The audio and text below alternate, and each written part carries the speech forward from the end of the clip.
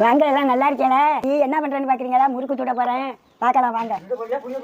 அப்பா வாய்ஸ் இடையில கேட்குதா? சுட பொரியா புளியா பொரியான்னு நக்கல் பேச்சு பேசிட்டு இருக்கோம். நம்ம கிட்ட மாவு வாங்கினவங்க பச்சை தண்ணி ஊற்றி புளியணுமா சுடு தண்ணி ஊற்றணுமா அப்படின்னு கேட்டிருந்தீங்க. அதுக்காக தான் சரி இன்னைக்கு புளிஞ்சு காமிச்சிடலாம் கொஞ்சமா அப்படின்னு சொல்லிட்டு.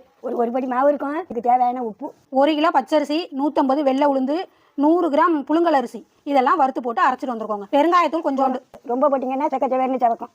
கொஞ்சமா ஜீரகம், கொஞ்சோண்டு சீரகம் போட்டிருக்கேன், எள்ளு கொஞ்சோண்டு, அவ்வளவு தாங்க. பச்சை தண்ணி ஊற்றிக்கிறேன், தேவையான அளவு ஊற்றி முறுக்கு புளிகிற அளவுக்கு பிணைஞ்சிக்க வேண்டியது. அவ்வளவுதான். இப்படி தாங்க மாவு பிணைஞ்சிக்கணும். பற்றி எப்படி இருக்கு பார்த்தீங்களா? பந்து மாதிரி எப்படி இருக்கு பார்த்தீங்களா கை? அப்புறம் இதில் நம்ம பட்டர் நெய் எதுவுமே சேர்க்கலாங்க, சும்மாவே நல்லாவே இருக்கும். இந்த மாதிரி புளிஞ்சு பார்த்துட்டு நம்ம புளிஞ்சு விட்டுற வேண்டியதுதான். எண்ணெய் நல்லா காஞ்ச உடனே போட்டோம்னா அப்படியே முறுக்கு போட்டோன்னே மேலே எலும்பி வரணும், அந்த அளவுக்கு எண்ணெய் காயணும்.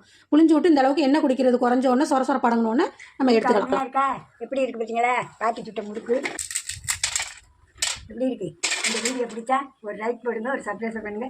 பாய். அடுத்த வீடியோவில் பார்ப்போம்.